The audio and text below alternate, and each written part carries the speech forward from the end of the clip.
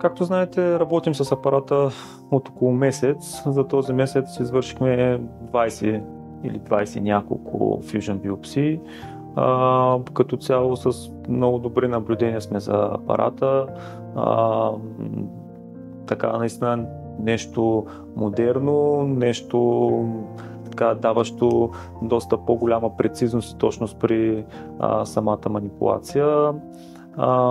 За тези пациенти, които бяха в клиниката и бяха подложена на роботизирана Fusion биопсия, не сме наблюдавали някакви постоперативни усложнения. Пациенти си бяха изписани без усложнения на следващия оперативен ден.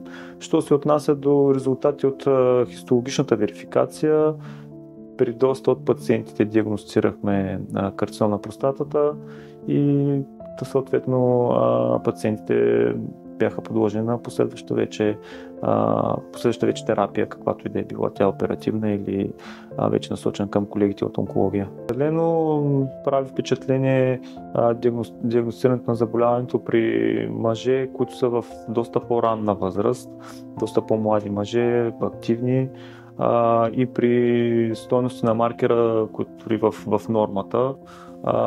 Така че нали, това, че маркерът е в нормата, която дават в лабораториите, не значи категорично, че пациентът няма рак на простатата и точно тук е място и на уролога да диференцира пациента, кой е рисков, на кого има необходимост от допълнителни изследвания и в крайна сметка за да се диагностира заболяването в възможно най-ранен етап.